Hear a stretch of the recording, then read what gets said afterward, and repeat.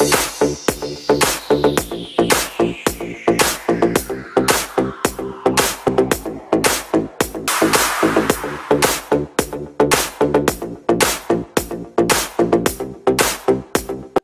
mau bertanya, Bu. Silakan Pak Agung. Pak Selaku orang tua siswa nih Pak Agung. Ya.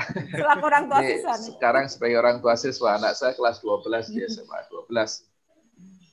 Pak, kalau dulu seingat saya di penerimaan jalur mandiri itu adalah bagi siswa yang sudah ikut program SBMPTN. Apakah di 2021 nanti juga seperti itu? Oh, baik. Terus yang kedua Pak ini, saya adalah orang yang salah jalur. Dulu saya S1-nya di pendidikan PPKN lagi.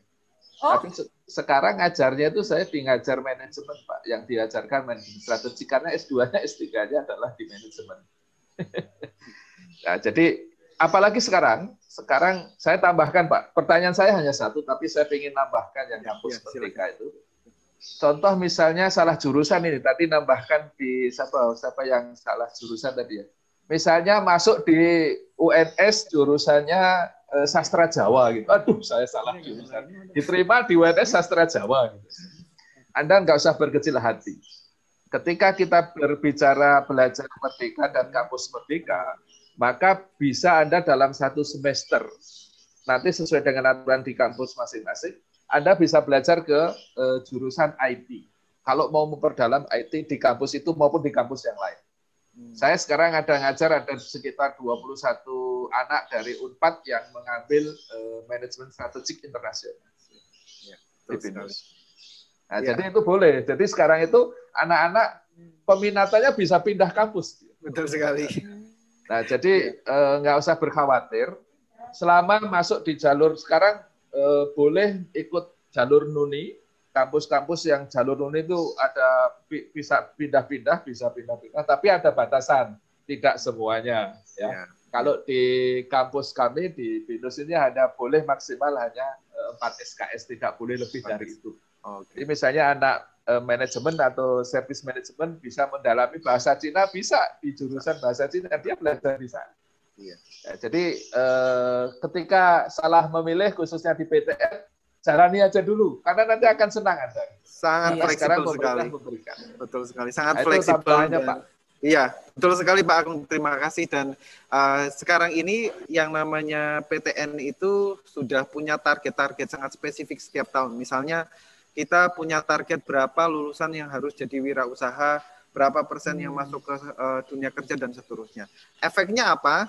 Itu sangat menguntungkan ke mahasiswa. Jadi misalnya sekarang ada program pengembangan kewirausahaan mahasiswa. Jadi teman-teman yang mungkin kuliah itu ya, yang penting jalan dan lolos saja, yang penting lulus nilai B, itu bisa mengembangkan bakatnya di wirausaha dan itu bisa meraih pendanaan sekitar 25 juta sekarang. Jadi balik lagi, perguruan tinggi negeri, saya pikir juga perguruan tinggi secara umum, itu sekarang sudah sangat terbuka dan sangat kompetitif ya hawanya, atmosfernya di Indonesia sekarang ini. Jadi soal salah jurusan, kotak-kotak jurusan itu sudah nggak terlalu relevan lagi. Oke, terima kasih. Yang mandiri harus juga ikut SBMPTN. Oh iya, yang seleksi mandiri. Jadi untuk seleksi mandiri itu setiap kampus punya kebijakan yang berbeda, tetapi secara umum saya bisa pastikan bahwa UTBK itu bukan menjadi prasyarat di sebagian besar. Jadi biasanya seleksi mandiri itu siswa diberi pilihan, apakah mau menggunakan nilai UTBK atau ikut tes lagi. Jadi kalau teman-teman misalnya merasa nilai UTBK-nya sudah oke atau sudah males begitu ya ujian lagi, bisa langsung tinggal bahkan tidak mengisi nilainya. Cukup memasukkan nomor pendaftaran UTBK, otomatis nilainya sudah diinput dari LTMPT. Tetapi kalau misalnya pengen, kayaknya kemarin nggak maksimal, itu bisa belajar lagi dan ikut seleksi mandiri ujian tulis begitu. Oke, jadi untuk yang ingin masuk jalur mandiri, kalau kemarin kan kita taunya jalur mandiri pun pakai nilai UTBK gitu. Jadi agak-agak takut juga gitu ya. Ternyata bisa juga yang tidak ya. Betul, atau tes ulang ya. Oke, baik. Pak Hakim nih ada lagi pertanyaan dari Askia. Untuk UTBK perbedaan provinsi, apakah berpengaruh terhadap peluang? Ya, untuk UTBK SBMPTN ini adalah jalur pertarungan bebas. Istilah kita di internal seperti itu. Jalur pertarungan bebas. Jadi murni tidak ada faktor lain kecuali adalah kemampuan teman-teman menyelesaikan soal. Betul sekali. Ya, jadi karena lingkupnya nasional ya semua sama ya. Iya. Cuman perlu diperhatikan bahwa kuota untuk SBMPTN itu berbeda-beda. Untuk perguruan tinggi klaster 2 BLU itu peluangnya cukup besar, yaitu 50%. Tetapi untuk perguruan tinggi klaster 1 seperti UGM, UI, UNS, IPB, ITB itu hanya maksimal 30%. Minimal 30%, oke. Minimal 30%, tetapi biasanya 30 sampai 35, tidak lebih dari situ. Karena sebagian besar 50% itu lewat seleksi mandiri. Jadi ini ngaruhnya kemana? Ngaruhnya adalah ke strategi pemilihan PTN 1 dan PTN 2, teman-teman. Kalau di SBMPTN pilihan satunya sudah PTN klaster 1, maka pilihan 2-nya sebaiknya pilih PTN klaster 2. Iya. Jadi sekarang berarti faktornya bukan hanya soal pilihan prodi 1 dan prodi 2 ya, tetapi juga prodi 1 PTN 1, prodi 2 PTN 2. Iya.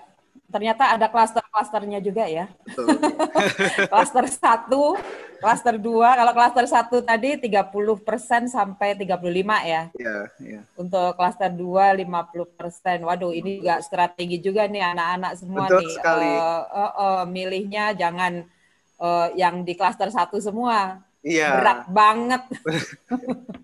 Ya, kecuali nanti pilihan pertamanya di program studi yang angka keketatannya tidak terlalu tinggi, itu mungkin tidak masalah ya. Misalnya sama-sama UNS tetapi satunya di prodi klaster 1, pilihan 2-nya prodi klaster 3, itu saya kira cukup aman. Oke, ini pencerahan banget nih Pak Hakim nih, karena anak-anak kan biasanya hanya menjurus pada jurusan apa nih gitu. Ya tanpa mereka berpikir sebenarnya ini termasuk klaster 1 atau klaster 2 bagaimana ya. Itu tadi strategi tadi nih dari sekarang pejuang kemerdekaan aja butuh strategi, apalagi kalian pejuang UTBK nih. Ayo bikin strategi. Strategi yang jitu.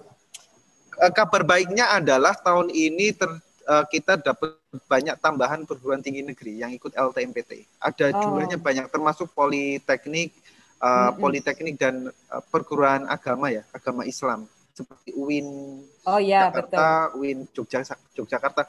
Jadi sebenarnya spektrum pilihannya itu sangat lebar buat teman-teman itu. Untuk program studi yang sama, teman-teman bisa memperoleh di hampir lebih dari 50 perguruan tinggi. Untuk prodi yang sama, misalnya apa? Psikologi, wah banyak banget pilihannya. Sama-sama belajar psikologi. Dan seperti yang Pak Agung sampaikan, kalau misalnya saya milih psikologi, keterimanya di Universitas Syah Kuala Aceh, kemudian saya kuliah di sana, tetap nanti bisa ngambil mata kuliah psikologi di UNS, UI, dan UGM. Ya. Baik, next kita ke pertanyaan berikutnya nih Pak Hakim. Assalamualaikum, saya Bima ingin bertanya, bagaimana mengembalikan kepercayaan diri di masa pandemi ini, Bapak? Terima kasih. Wah, ini kaitannya sama psikologi nih, Pak. Ya. Jadi salah satu, ini teman-teman akan jadi angkatan pertama, di mana selama 1 tahun belajar online, tetapi UTBK-nya tetap offline. UTBK-nya ini kan kita tetap harus datang ke center-center. Jadi 1 tahun nggak ketemu teman, sekali ketemu berbarengan itu, ketemu sama orang dari berbagai sekolah. Betul. Jadi sangat wajar kalau kemudian muncul nervous, tidak percaya diri, dan seterusnya. Tetapi begini teman-teman, apa yang dialami oleh Bimo, itu dialami seluruh siswa kelas 12 se-Indonesia. Jadi kalau Bimo nervous, yang lain juga nervous. Jadi sebenarnya nggak ada perlunya. Jadi teman-teman semua berada dalam stage yang sama nih, pada situasi yang sama. Jadi tidak perlu nervous. Kemudian yang kedua, ada untungnya juga UTBK selama pandemi. Kenapa? Karena jumlah peserta di kelas itu hanya separuhnya saja. Itu aturan seluruh Indonesia. Jadi yang biasanya satu kelas diisi 40 peserta, sekarang hanya 20. Efek psikologisnya apa? Jadi lebih leluasa. Jarak itu lebih dari 1 meter, dan itu kita ukur betulan. Itu kanan kiri itu jaraknya minimal 1 meter. Sehingga teman-teman ketika duduk di depan laptop, itu rasanya kayak mengerjakan di rumah. Nah, itu harus muncul. Kalau teman-teman sudah biasa menghadap komputer ya selama 1 tahun terakhir, nanti situasi di UTBK nyatanya itu nggak jauh berbeda. Benar-benar berhadapan dengan laptop, terus ya udah nyaman. Anggap aja kayak sedang try out sendiri. Jadi kuncinya bayangkan situasi ujian senyatanya. Secara ini ya, secara personal tutup mata, kemudian bayangkan situasi ujian seperti apa. Nanti pas tiba hari hanya, insya Allah tidak akan nervous. Ya. Ini dialami oleh seluruh siswa kelas 12 terutama ya, nih Pak Hakim nih. Mereka berada di generasi COVID, generasi Corona ya, di mana pembelajaran hanya melalui daring. Setelah itu mereka harus bertarung dengan teman-teman mereka dalam situasi yang sama ya. Mudah-mudahan lah, terutama yang ikut webinar hari ini nih, mudah-mudahan semua sukses. Amin. Ya. Dan bisa menyusun strategi dengan bagus. Betul sekali. Ya. Saya juga ikut sedih karena anak saya juga kelas 12 ini. Oh ini. Ya. Aduh, sama dengan Pak Agung. Kita semangat ya Pak Agung ya. Ya. Jadi ya untuk teman-teman yang sekarang kelas 12 itu seperti yang saya sampaikan tadi, banyak sekali perguruan tinggi baru, sehingga untuk tahap sekarang, mumpung masih masa pendaftaran ini, coba list seluruh perguruan tinggi yang ada, kemudian lokalisir kota mana saja yang masih mungkin untuk kita ikuti gitu, misalnya yang dari Bekasi ke Jawa Timur, ke Solo masih mungkin lah ya, tetapi kalau ke Aceh kan mungkin agak terlalu impossible. Dari situ, misalnya begini, nanti teman-teman akan ketemu perguruan tinggi yang nggak familiar, misalnya Universitas Tidar Magelang. Apakah pernah dengar? Jarang banget. Itu universitas negeri dan fasilitasnya oke, kotanya nyaman. Magelang itu nyaman banget. Untit ya? Untit. Untit. Jangan untit dong, Bu. Universitas Tidar dulu dengarnya. Iya. Itu punya pilihan-pilihan jurusan yang oke juga, terutama di sospol, administrasi negara, akuntansi, itu juga oke. Ya, daerahnya juga dingin. Betul. Dekat Taruna Nusantara ya. Iya. Aman. Aman. Oke, anak-anak yang mau lewat WA juga bisa, jadi dipersilahkan. Nah, selanjutnya nih, dari Cakila Putri. IPS 3. Untuk UTBK 1 hari itu berapa kali tes ya Pak?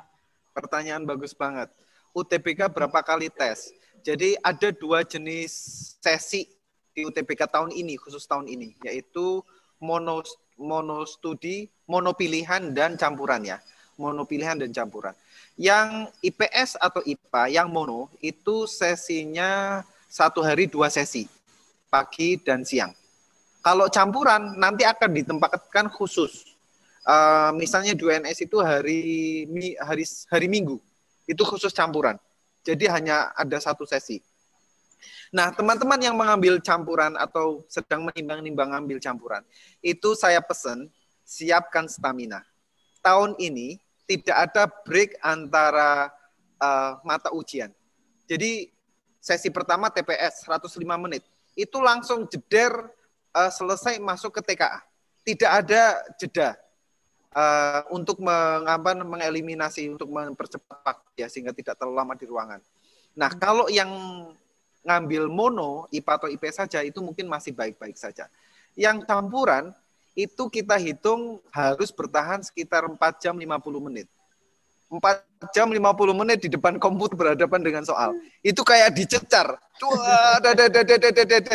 Jadi yang campuran, saya prediksi yang lolos adalah bukan hanya mereka yang pintar, tetapi mereka yang kuat. Kuat benar-benar duduk dan lama berkonsentrasi. Iya. Itu. Jadi latihan itu juga penting, tetapi nggak hanya itu juga, tetapi latihan dalam jangka waktu yang mirip seperti ujian sebenarnya. Kalau campuran 4 jam 50 menit, ayo kita adu stamina masing-masing gitu. Kepala langsung panas tuh, Pak. Kepalanya langsung panas ya. Yeah. Terforsir. Dalam 1 hari, tapi nggak apa-apa. Itu adalah, itu salah satu bentuk perjuangan. Perjuangan, ya. Ikhtiar. Oke, ini ternyata di WA saya juga ada beberapa pertanyaan nih, Pak Hakim. Assalamualaikum, Pak. Saya mau nanya, jika siswa yang ikut mendaftar kedinasan, nah sekolah kedinasan nih, apakah butuh ikut UTBK untuk mendapatkan skor dari UTBK? Dan adakah solusi untuk dapat skor yang ideal untuk kedinasan? Sebelumnya, terima kasih. Terima kasih. Itu pertanyaan penting sekali karena mulai tahun ini beberapa sekolah kedinasan, terutama STAN, itu mensyaratkan untuk masuk itu pakai skor UTBK. Jadi ya memang harus ikut. Nah, berapa skornya? Kita belum tahu baseline-nya karena STAN baru pertama kali ikut. Tetapi semua orang akan menduga itu pasti tinggi sekali. Nah, seberapa tinggi?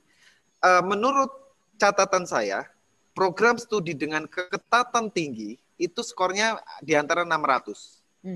600. Kedokteran itu bisa sampai 620, 680. Itu minimal. Jadi ya kira-kira persiapannya harus sampai ke situ ya. Oh iya. Aduh, 600 loh ya sayangku semuanya. Termasuk karena kedinasan ya. Dan biasanya dia lulus kan peluang kerja itu langsung sudah di depan mata, udah langsung ya. Oke, baik. Next, pertanyaannya, Pak, apa benar persaingan PTN di luar Pulau Jawa lebih minim dibanding dengan PTN di Pulau Jawa? Karena dari yang saya dengar rata-rata yang dari luar Pulau Jawa milih PTN yang ada di Pulau Jawa karena rata-rata PTN favorit ada di Pulau Jawa. Iya, sebenarnya Masnya atau Mbaknya sudah tahu jawabannya, betul sekali. Jadi tinggi rendahnya, jadi begini ya, ada informasi dari bimbingan belajar yang tidak sepenuhnya akurat, yaitu tentang passing grade. Saya bisa pastikan tidak ada yang namanya passing grade di universitas. Mengapa demikian? Karena batas bawah itu sangat dinamis dari tahun ke tahun tergantung pada tingkat keketatan. Nah, semakin tinggi rasio keketatannya, maka skornya semakin naik. Nah, untuk universitas di luar Jawa, itu ya memang karena angka keketatannya tidak terlalu tinggi, maka relatif lebih rendah skor yang diperlukan begitu. Jadi ya bagi teman-teman yang punya keleluasaan dan kemauan untuk merantau sampai luar Jawa, itu saya kira kesempatan yang bagus banget gitu. Bagus banget. Dan beberapa universitas kayak misalnya Universitas Lambung Mangkurat itu punya kedokteran, Unsiah punya kedokteran, psikologi dan seterusnya. Jadi ya silahkan. Nah, gini, informasi sedikit ini dari dapur ini. Beberapa perguruan tinggi negeri dulu kayak misalnya Undip, UNS itu dianggap klaster kedua ya. Tetapi mulai tahun ini mulai kemasukan tuh siswa-siswa dari SMA top nasional kayak SMA 8 Jakarta, 5 Surabaya. Jadi memang kalau pengen masuk ke perguruan tinggi negeri yang di klaster 1 di Jawa, itu memang benar-benar harus persiapan betulan. Serius, saya bilang, saya sebagai orang yang nyeleksi aja, wah, ternyata luar biasa, keketatannya luar biasa. Tapi di sini kita punya banyak perguruan tinggi negeri baru, UPN Veteran Yogyakarta itu juga sekarang negeri dan punya jurusan yang bagus, Universitas Tidar, kemudian banyak sekali saya kira pilihannya sekarang. Ya, terima kasih. Kalau hanya Unlam, Lampung, timbang nyebrang kalau dari sini. Iya benar. Atau yang di Palembang, Unsri, itu nggak jauh-jauh. Tapi kemarin dari SMA 12 ada Pak yang ke Medan, ke Manado.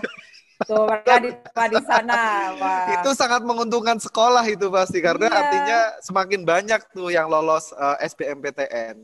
SN-nya nanti ngangkat itu, membantu adik-adik angkatannya. Iya kelas. Betul, makanya kita kita dorong. Ini beneran nih, ya bener. dan mereka jalani juga di Bali. Udayana. Udayana.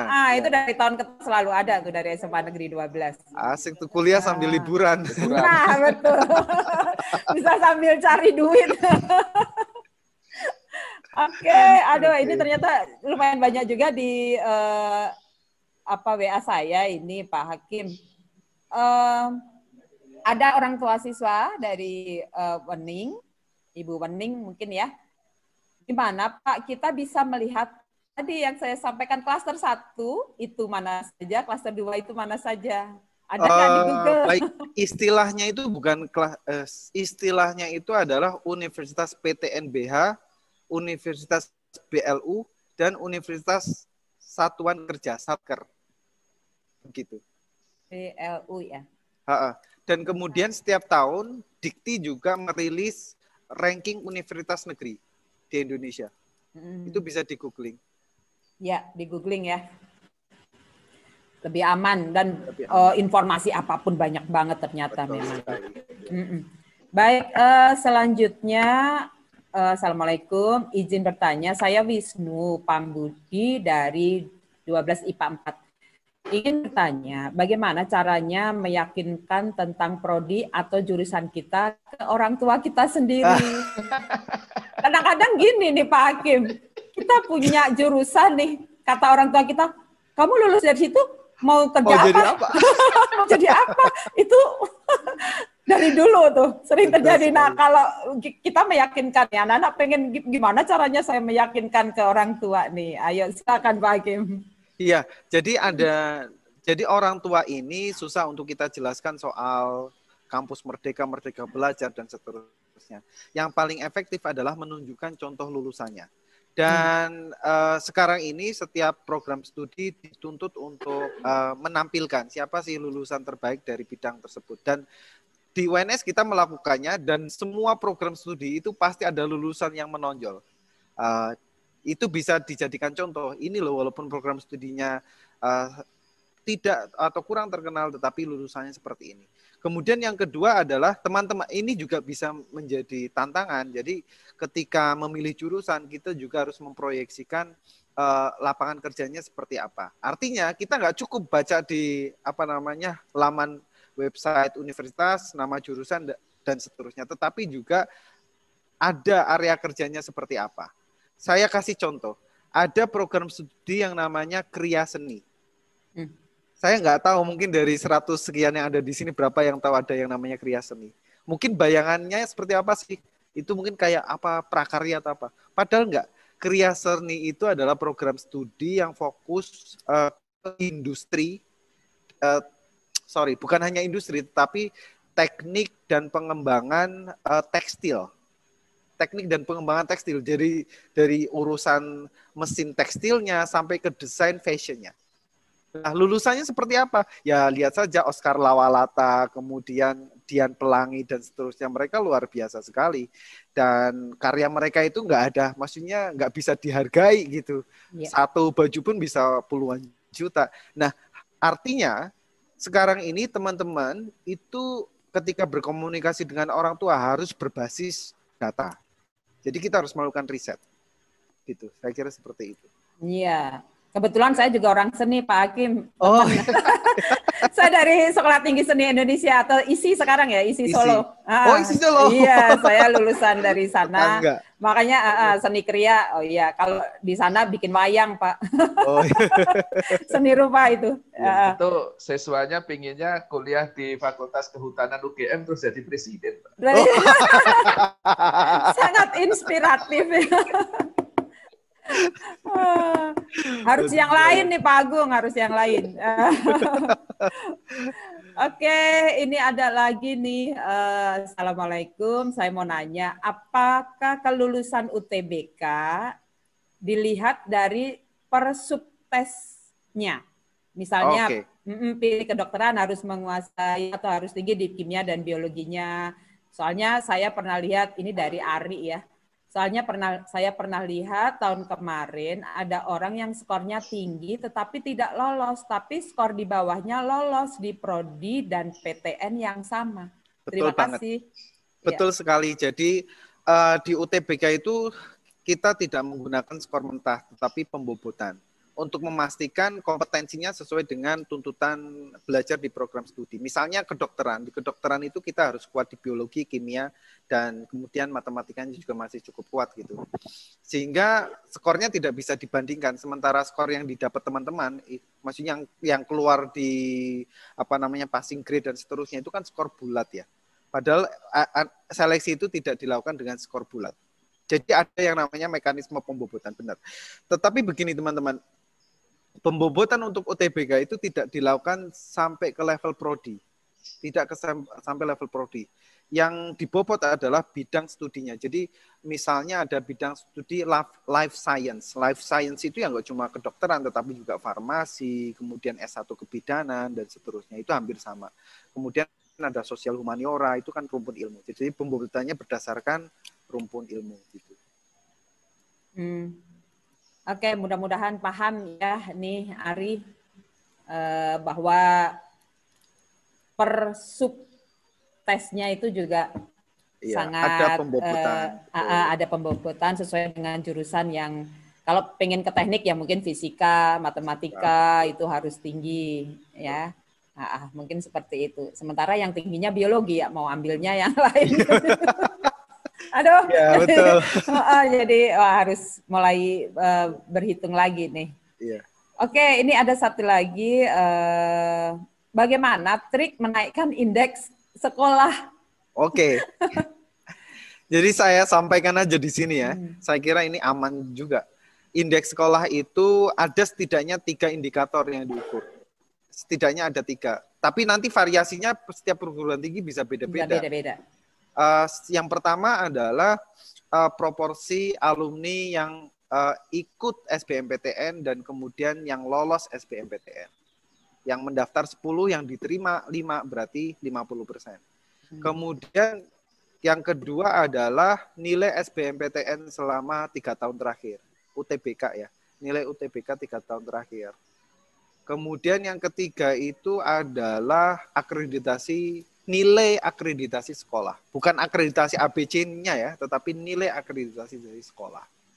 Itu ngaruh SNMPTN. Tetapi perguruan tinggi lain punya mungkin tambahan kriteria dan seterusnya.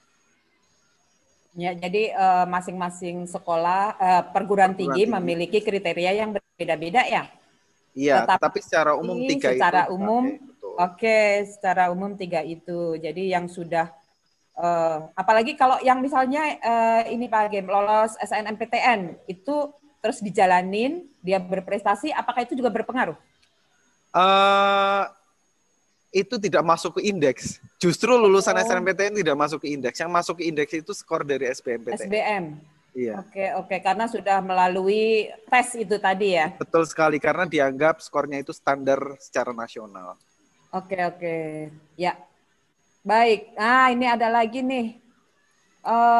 Tips untuk memilih pilihan 1 dan pilihan 2 saat SBM dong. Dari Yafira ini. Baik. Pertama, saya tidak bisa memberikan jawaban pasti karena variasi setiap orang bisa beda-beda. Tetapi gambarannya begini, ada 3 langkah. Yang pertama adalah try out dulu. Kita harus punya baseline. Try out dulu selama 3-4 kali. Kemudian lihat konsistensi skor. Tidak skor bulat, tetapi skor per komponen. Misalnya TPS, penalaran umum seperti apa, kemudian pemahaman umum seperti apa, kemudian untuk TKA juga sama, matematika seperti apa, biologi seperti apa, dan seterusnya. Kita lihat selama 3 kali tryout atau 4 kali tryout. Kemudian dari situ tentukan kamu kuat di mana.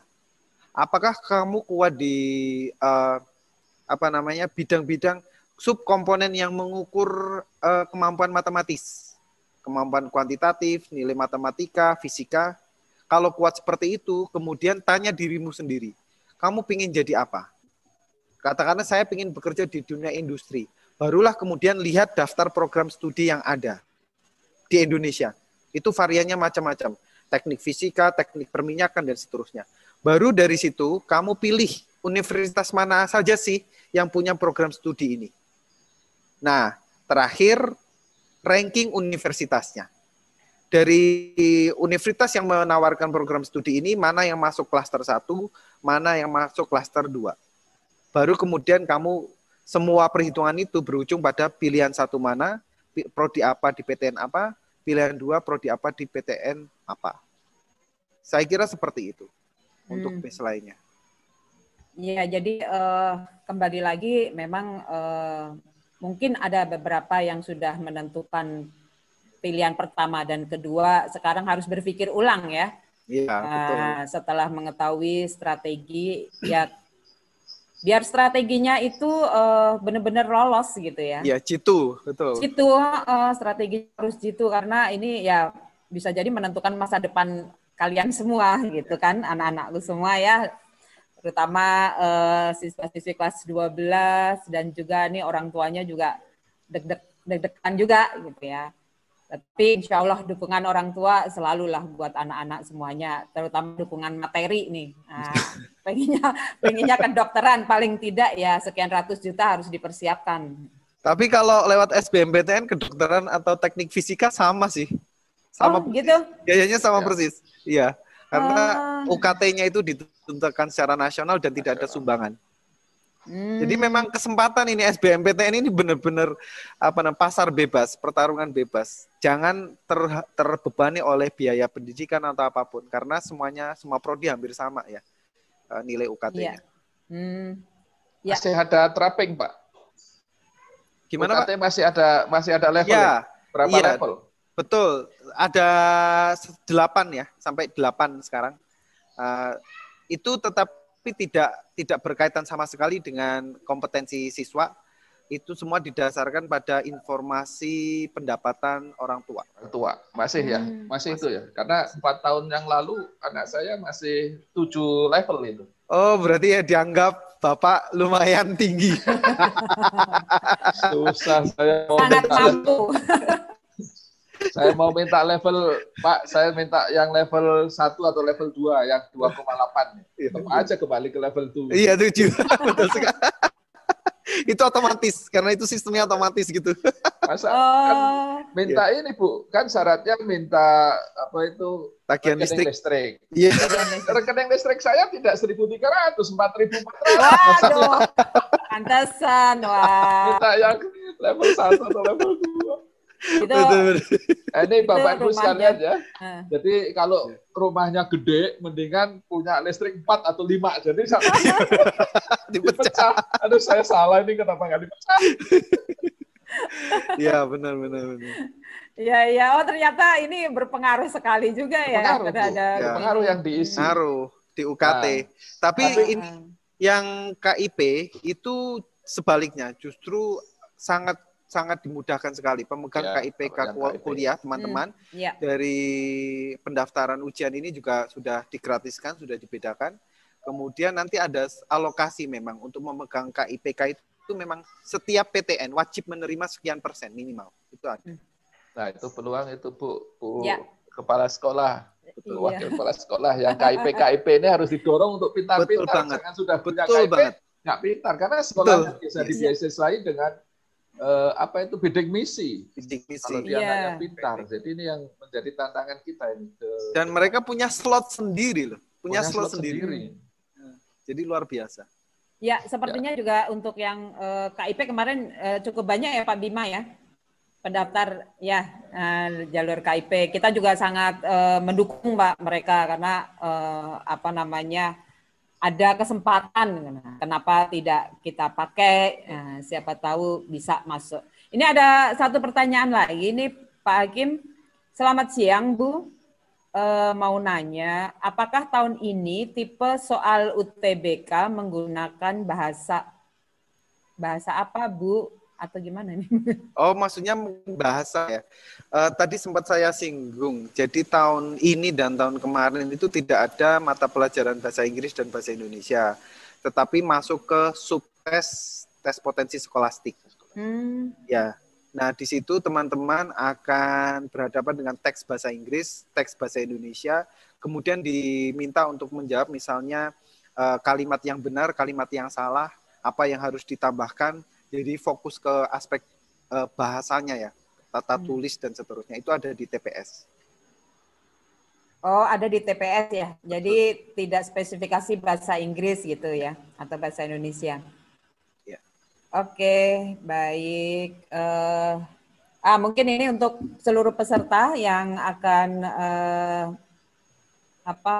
dimohon untuk mengisi link daftar hadir.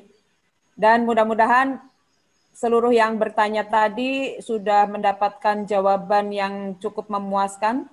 Seandainya belum puas nih, apakah boleh WA Pak Hakim? Ini ada ribet. Di UNS pendaftarnya 32.000 tahun kemarin yang ini, UTBK. Wah. Okay.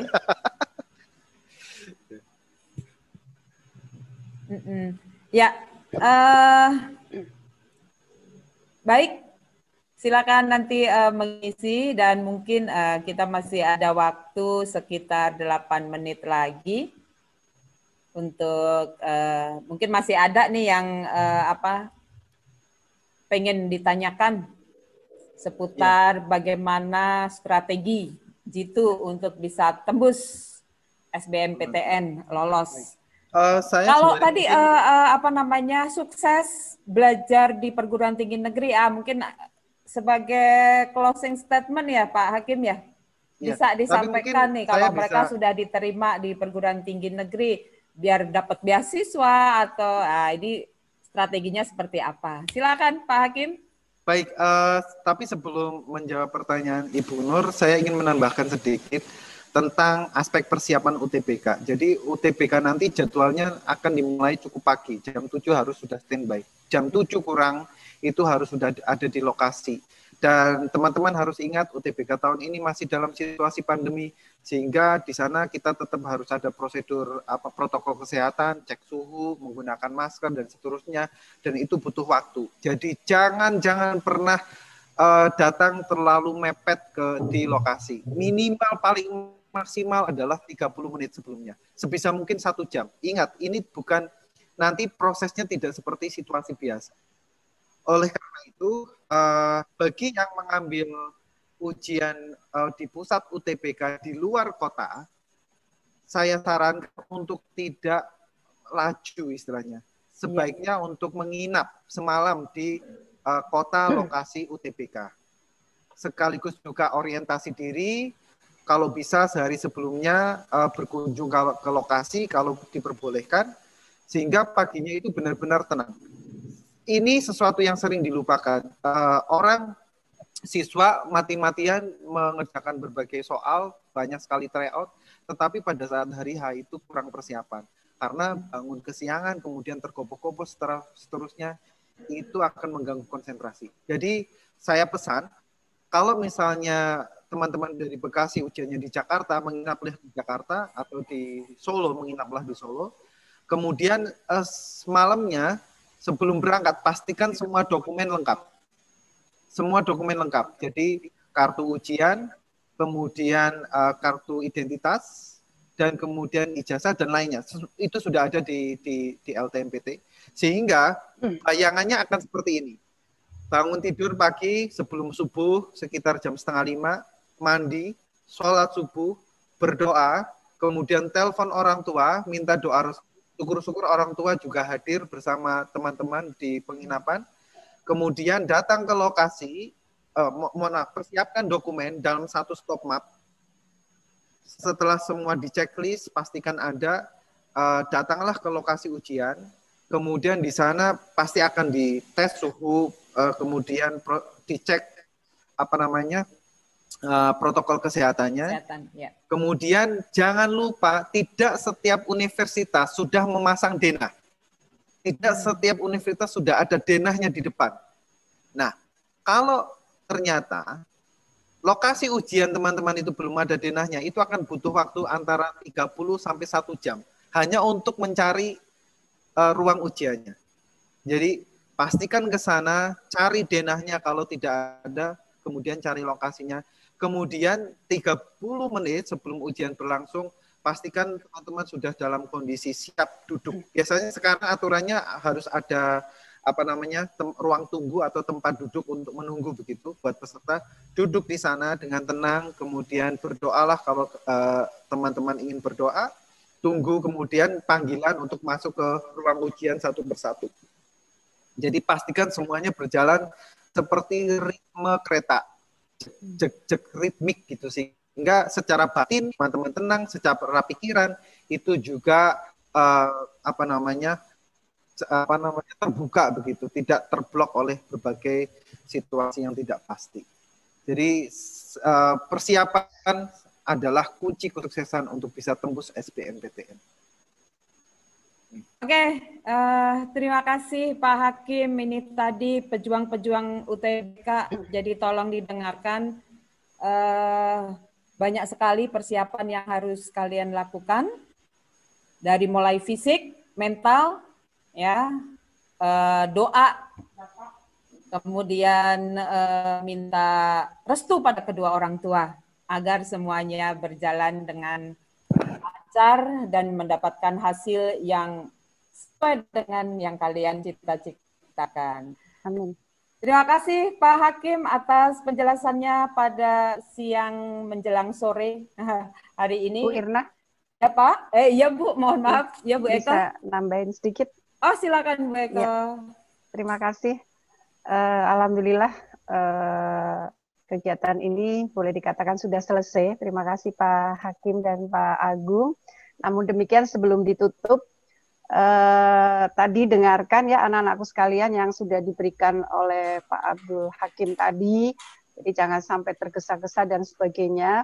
Dan untuk saya sebagai kepala sekolah juga menekankan, karena masih ada satu event lagi adalah ujian sekolah, tetap kalian jaga kesehatan. Ya, jaga kesehatan. Ya, karena untuk apa kalian sudah belajar mati-matian untuk mengejar UTBK dan SBMPTN, ternyata ujiannya tidak bisa mengikuti. Ya, jadi itu harus jaga kesehatan. Kemudian kebiasaan anak-anak kita nih, setelah ujian selesai dianggap sekolah sudah selesai. Ya, tuh coret-coret, baju dicoret-coret dan juga mungkin trek-trekan dan sebagainya. Jadi ingat ini masih masa pandemi seperti ini, jadi jangan sampai ada kerumunan dan sebagainya. Ya, masa depan kalian masih panjang. Jadi setelah ujian sekolah selesai, karena tidak ada ujian nasional, kalian masih berjuang lagi, yaitu belajar. Ya kan, tadi latihan-latihan soal hot, kemudian mungkin bisa kerjasama dengan teman yang lebih pinter ya, Bu Irna ya, atau kalau ada soal-soal yang sulit, kalian bisa bertanya kepada gurunya masing-masing. Jadi sekolah kalian walaupun ujian sekolah udah selesai, tapi masih belum selesai karena pengumuman kalau tidak salah antara tanggal 2 Mei atau 3 Mei. Ya, jadi masih panjang sampai bulan Juni, masih ada urusan dan sebagainya. Kemudian bagi siswa-siswi yang tentunya tidak mampu, mohon maaf, nggak usah berkecil hati karena tadi sudah dikatakan ada bidik misi. Ya, ini pengalaman ponakan saya, dia orang tidak mampu, dia bisa diterima di bidik misi, di kedokteran, setiap bulan dia dapat beasiswa dan sebagainya, sekarang sudah jadi dokter. Itu anak tidak mampu.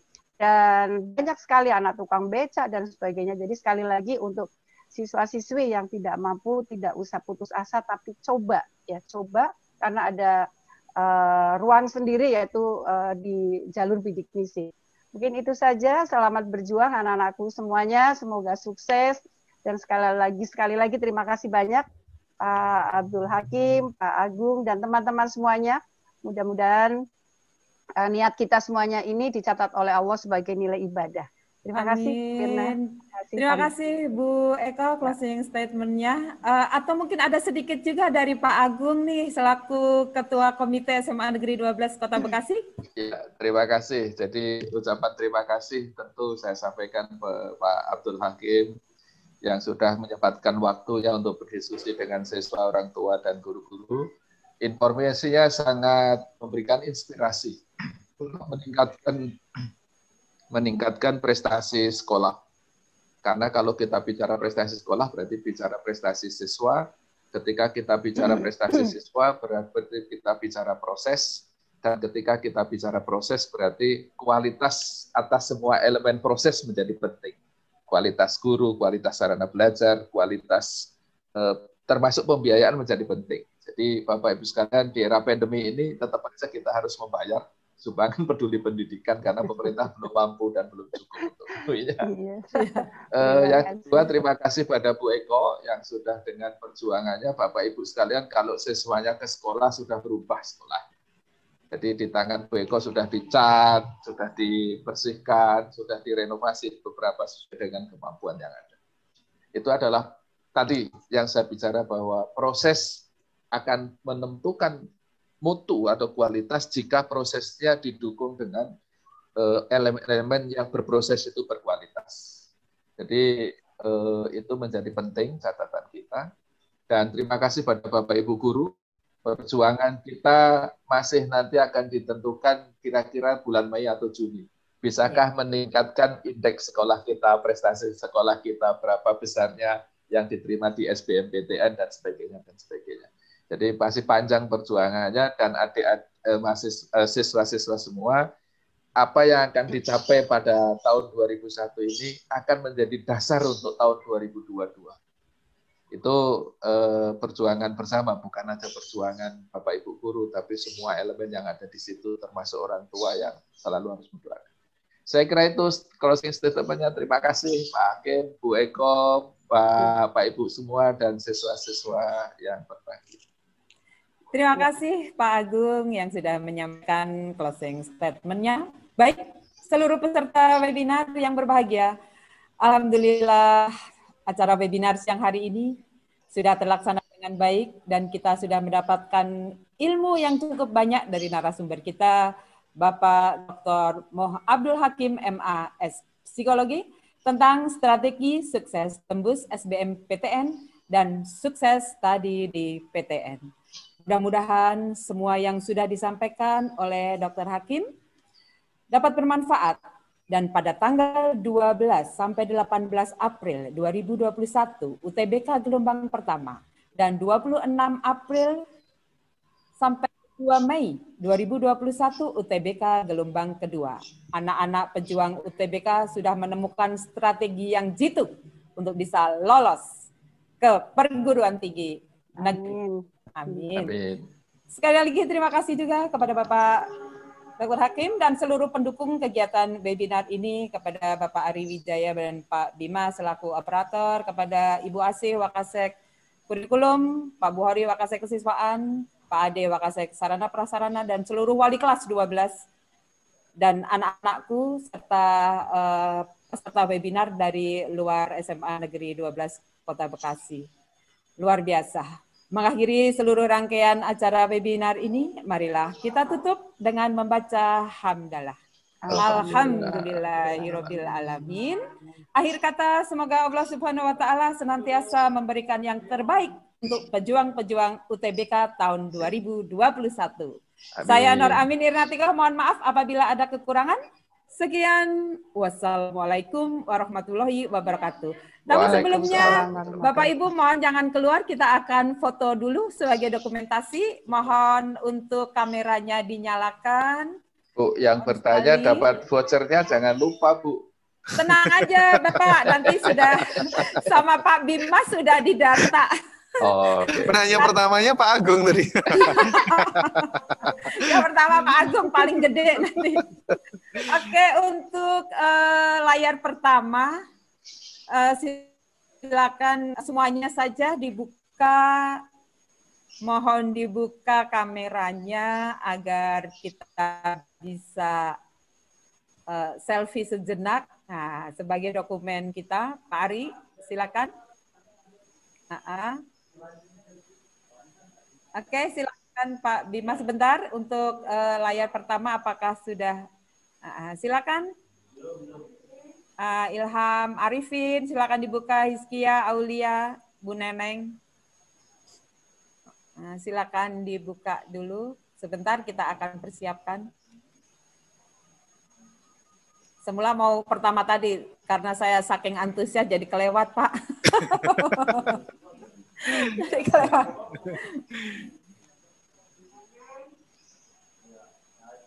Satu, dua, tiga.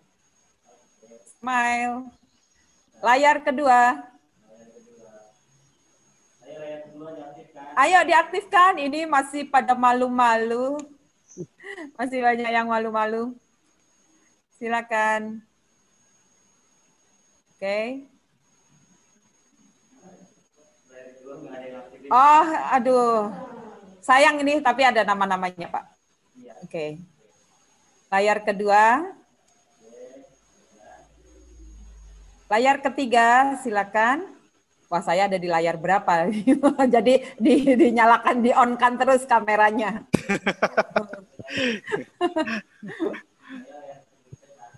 Satu. Ya, layar ketiga sudah. Layar keempat.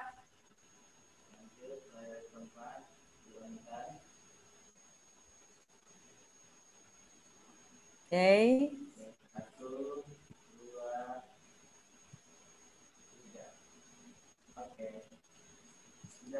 Sudah, oke. Baik, sekali lagi terima kasih. Mudah-mudahan jadi amalan Bapak Abdul Hakim, Pak Agung, Bu Eko, dan semuanya. Dan apa yang menjadi cita-cita dari pejuang UTBK dapat dikabulkan oleh Allah Subhanahu wa taala. Terima kasih sekali lagi. Wassalamualaikum warahmatullahi wabarakatuh. Waalaikumsalam. Terima kasih Pak Hakim. Matur nuwun Pak Agung. Ya, sami-sami. Ya, sami-sami. Bu Eko. Pak Hakim, saya kepala SMA 1, mungkin kapan-kapan saya undang ya. Oh baik, ya insya Allah Bu. SMA 1 Kota Bekasi. Ya, insya Allah. SMA 12 ini anak tirinya Pak. SMA 12 tahun ini sama ini anak. indeksnya. Saya kira kalau lihat kayaknya antusias banget ketua komite sekolahnya juga luar biasa. Ketua komitenya luar biasa. Kayaknya bakalan naik nih. Ayo, harus didorong Pak. Harus didorong. Kalau nggak didorong nanti kayak dokar. Dokar itu. Kepala sekolahnya sudah semangat banget, kudanya, tapi dokarnya nggak didorong, ini nggak akan jalan. Nggih, pamit matur nuwun sangat. Matur nuwun. Mohon izin Bu Eko. Nggih, Pak, monggo.